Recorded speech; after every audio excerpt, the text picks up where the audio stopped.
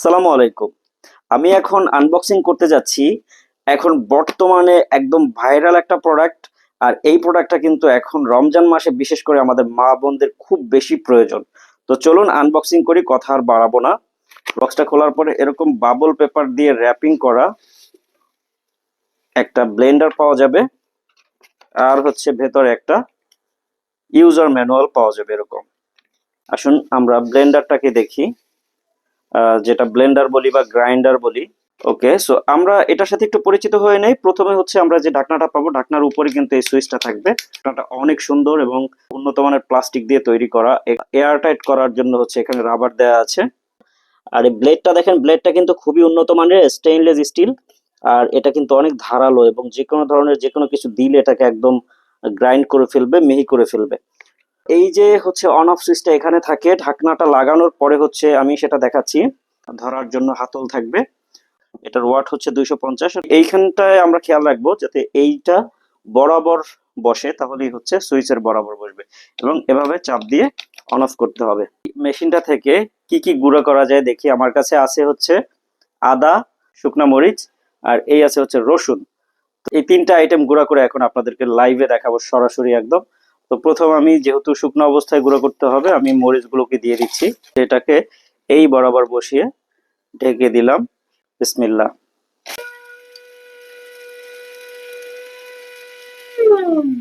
30 সেকেন্ডের মতো রাখছিলাম।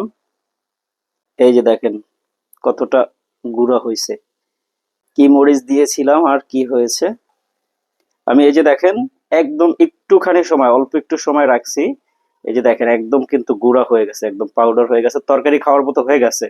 যদি আপনার এর থেকে আরো মিহি দরকার হয়, আর একটু বেশিক্ষণ সময় রাখবেন, তাহলে আরো পাউডার হবে। তো শুকনা হলুদ যদি আপনি ভাঙাতে চান, এটা দিয়ে গুঁড়া করতে চান, সেটাও কিন্তু পারবেন। যে কোনো ধরনের দারুচিনি, এলাচ, জায়ফল, জয়ত্রী, মানে যা যা আছে মশলাপাতি সবকিছু আপনি এটা দিয়ে গুঁড়া করতে পারবেন। এবার হচ্ছে এর মধ্যে আদাটা দিব, যে এটা আর পরিষ্কার করলাম না। আপনি কিন্তু চাইলে এটা কাজ শেষে ধুয়ে পরিষ্কার করে রাখতে পারবেন। ভেজা মশলাগুলোয় পানি যোগ করতে হবে। তো আমার এখন আদাটা দেখি ব্লেন্ড কেমন হলো। 20-30 সেকেন্ডের মতো রাখছিলাম। এই যে দেখেন আদাটা কি পরিমাণ ব্লেন্ড হয়ে গেছে। এই যে দেখেন কতটা মিহি হয়েছে কিন্তু এটা। ঠিক আছে, একদম পারফেক্ট। সো একদম আপনার বাসা বাড়িতে মশলাপাতি খাওয়ার জন্য যে একটা ব্লেন্ডার দরকার বাজেটের মধ্যে, সেই পারফেক্ট ব্লেন্ডার কিন্তু এটা।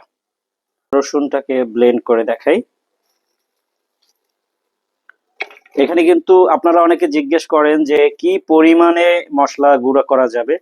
তো এখানে 300 গ্রাম দিলে পরে কোন পর্যন্ত আসে।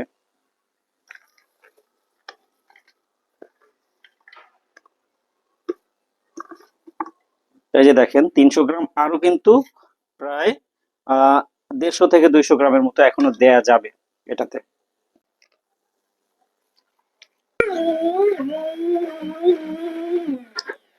তো দেখেন এটাকেও আমি প্রায় 20 থেকে 30 সেকেন্ডের মতো রাখছিলাম। একেবারে পারফেক্টলি ব্লেন্ড হয়ে গেছে কিন্তু। এই যে দেখেন, এই যে এই চাকা চাকা কিন্তু নাই। একেবারে দেখেন কতটা মিহি, কতটা ব্লেন্ড হয়ে গেছে। আমাদের বাসা বাড়িতে মা বোনেরা কতটা কষ্ট করে সেটা আসলে তারাই বুঝে, যারা কষ্ট করে। আমরা পুরুষেরা বাহিরে থাকি, আসলে তাদের কষ্টটা বুঝি না। তো এইরকম একটা যন্ত্র যদি তাদের হাতে তুলে দিতে পারি, তাহলে কিন্তু তাদের জন্য অনেক কাজ সহজ হয়ে যাবে। সো আপনাদের জন্য এই সুন্দর প্রোডাক্টটি আমরা নিয়ে এসেছি অর্ডার করার জন্য।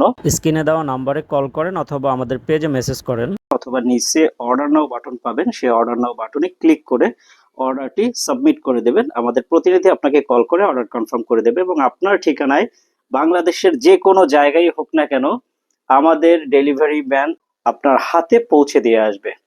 তো ভালো থাকবেন সবাই, সুস্থ থাকবেন। আল্লাহ হাফেজ। পবিত্র রমজান সকলের ভালো কাটুক। আসসালামু আলাইকুম।